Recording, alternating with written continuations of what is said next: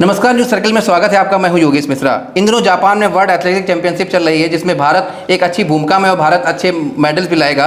भारत क्या स्थिति रहेगी, इन सब बातों को जानने समझने के लिए आज हमारे साथ खेल एक्सपर्ट संतोष शुक्ला सर हैं। सर, आपका बहुत बहुत स्वागत है न्यूज सर्कल में। धन्यवाद। सर के बारे में एक विशेषता आपको बता दें कि 2010 में जब नई दिल्ली में कॉमनवेल्थ गेम्स हुए थे, सर ने रिपोर्टिंग करी थी वहाँ पे, और भारत की जो खेल नीति है सर अच्छे से समझते हैं। आज सर से उसी विषय में हम चर्चा करेंगे।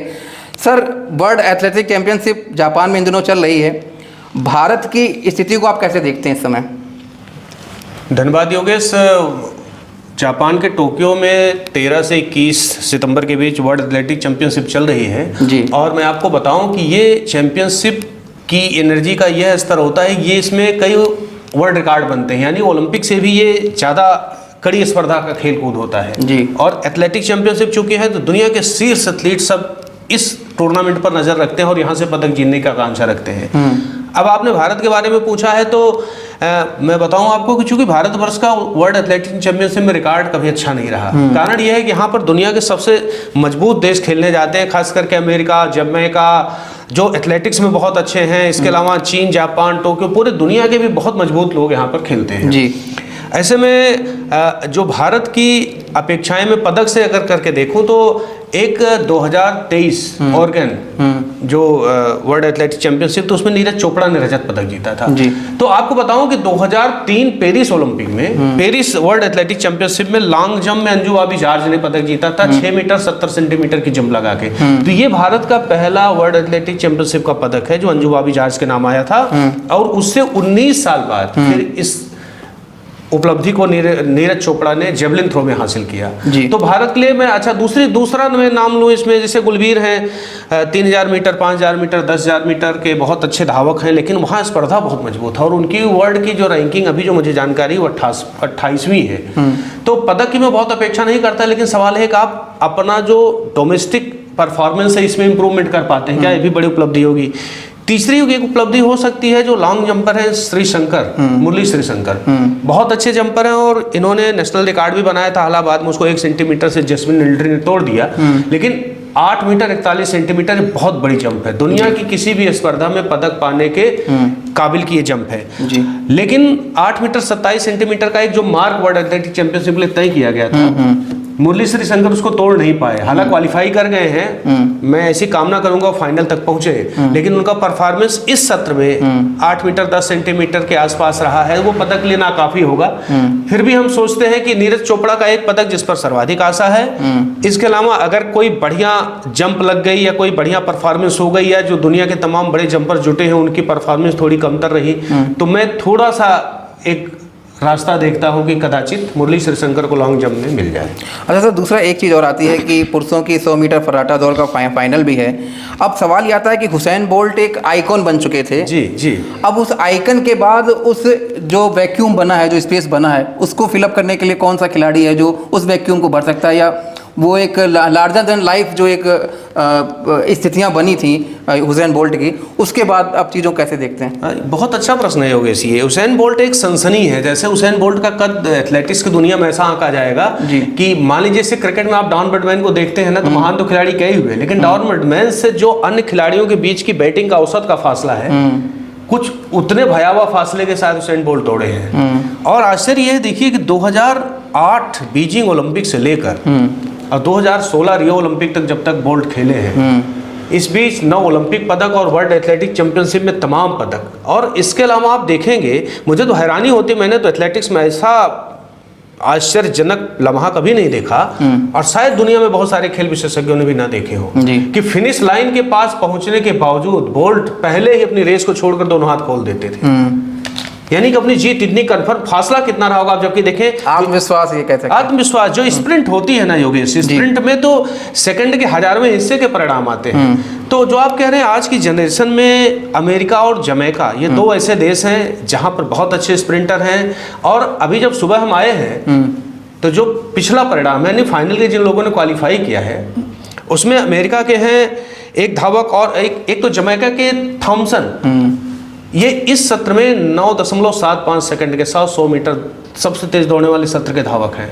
तो एक तो किशाने थॉमसन, उनका नाम रोजमर्रा रहेगी, और एक है नोह लाइल्स अमेरिका के, जी, दोनों ने 9.95 सेकंड में अपनी हीट को जीता है। अब फाइनल में देखने लायक है कौन क्या होता है। लेकिन आपका प्रश्न जो था कि हुसैन बोल्ट का जो 100 मीटर का रिकॉर्ड है 9.58 सेकंड, और आज की जनरेशन के लड़के कहाँ दौड़ रहे हैं, जब बहुत अच्छा कर रहे हैं तो 9.7577 इसके अर्ध के पास जा रहे हैं। फासला बहुत बड़ा है, लेकिन चूंकि स्प्रिंट रेस सेकंड के हजारवें हिस्से के परिणाम में तय होती है, तो आश्चर्य माइक्रो सेकंड कौन का सा खेल विस्फोटक प्रदर्शन का माइक्रो सेकंड का खेल बिल्कुल बिल्कुल बिल्कुल। सर एक चीज और समझना चाहेंगे कि जेवलिन थ्रोअर नीरज चोपड़ा ने इंडिया में जेवलिन थ्रो को लेकर एक नई आइडियल सिचुएशन क्रिएट करी है और वो भारत के बच्चों के लिए आइडियल बन चुके हैं।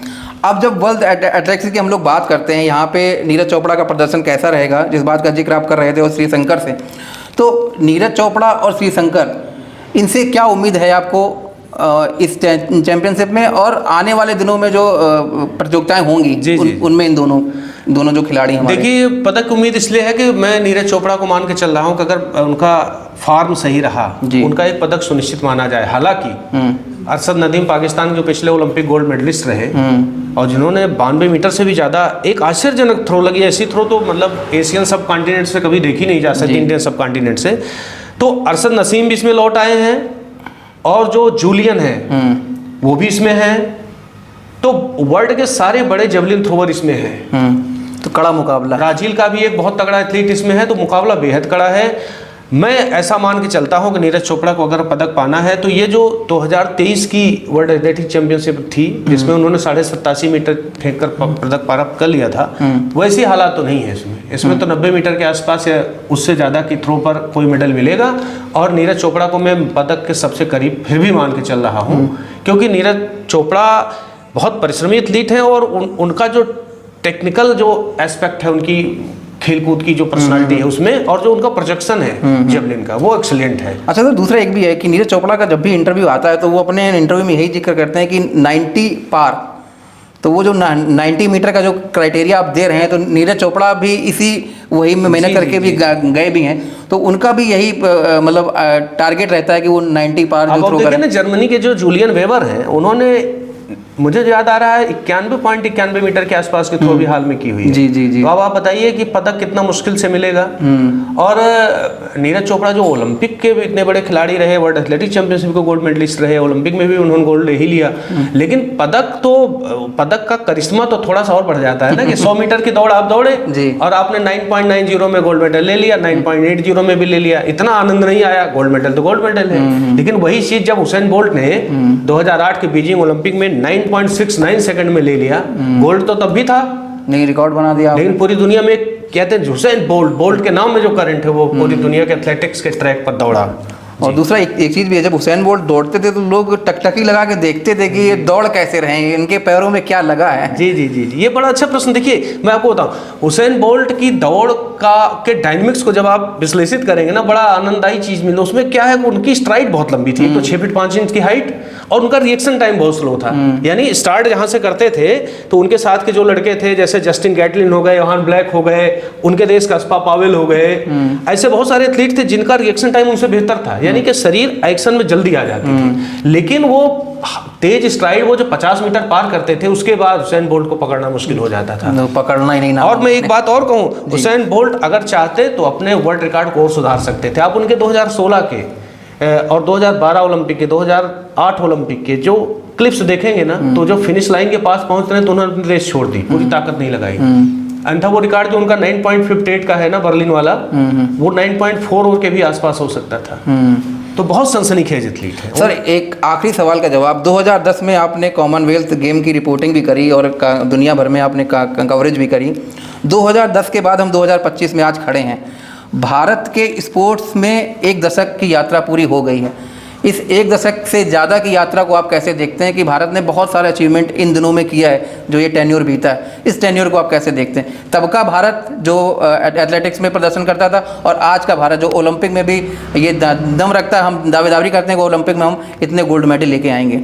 आपने पूछा कि 2010 कॉमनवेल्थ गेम्स के बाद भारत में ट्रैक एंड फील्ड की स्पर्धाओं को लेकर खिलाड़ियों के प्रदर्शन में कोई इजाफा हुआ क्या? जी, तो वास्तव में देखिए, सुधार तो है। और क्योंकि हमारा जो ट्रेनिंग का जो एक सिस्टम है वो बहुत सुधरा हुआ है, बहुत विकसित सा है, और हमारे एथलीटों ने जाके दुनिया के तमाम देशों में प्रशिक्षण लिया। लेकिन अब अगर ऐसा सोचा जाए कि 100 मीटर 200 मीटर या 400 मीटर की स्प्रिंट रेस, जी, भाई हम दुनिया में जमैका में और अमेरिका में, ब्राज़ील में, कनाडा के धावकों के बराबरी में हम पदक जीने की स्थिति में जाएंगे, ऐसा नहीं होने वाला है। ऐसा बहुत मुश्किल है, क्योंकि हम शारीरिक संरचना ही हमारी उनके बराबरी की नहीं हो सकती, एक बात है जो बहुत कड़वी बात। लेकिन हमें पहले प्रयास ये करना चाहिए कि एशियाड में, जहां हमारा मुकाबला चीन से होगा, जापान से, और ये खाड़ी देशों के बहुत सारे अच्छे एथलीट आते हैं बीच बीच में, इनके मुकाबले जब हम पदक जीतना शुरू करेंगे, हमारा आत्मबल बढ़ेगा। नीरज चोपड़ा ने देखिए जो पदक जीता वो थ्रो इवेंट में जीता, और थ्रो इवेंट पूरी तरह पावर गेम नहीं कह सकते, उसमें टेक्निकलिटीज़ का भी बड़ा मायने होता है। ऐसे में अगर ये आप सोचते हैं कि स्प्रिंट रेस ये बहुत बड़ा संकेत है, आप देखें कि मैंने बताया ना कि 2003 में अंजू बाबी जॉर्ज के लॉन्ग जंप के पदक के बाद वर्ल्ड एथलेटिक चैंपियनशिप में भारत का पदक आने में 19 साल लगे, तब जाके नीरज चोपड़ा ने 2023 में पहला पदक जीता। कुल मिला के ये है कि हमारा प्रदर्शन अभी 100 साल करीब पीछे चल रहा है। पूछिए कैसे।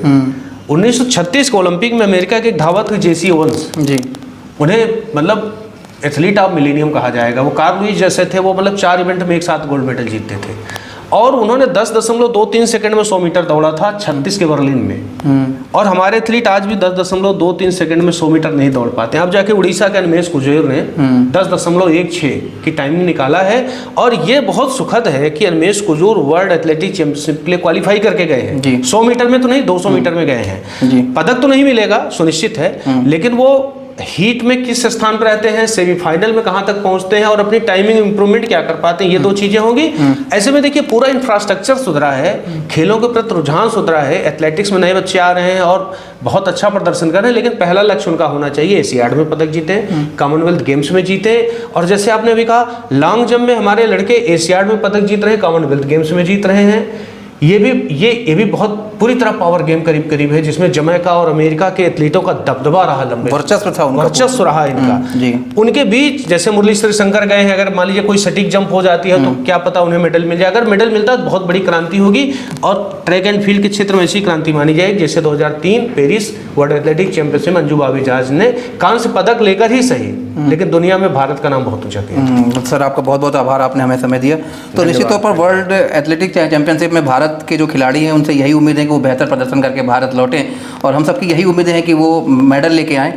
अभी फिलहाल के लिए इतना ही, अगले किसी एपिसोड में फिर किसी मुद्दे पर चर्चा करेंगे। तब तक के लिए मुझे दीजिए इजाज़त। नमस्कार। नमस्कार।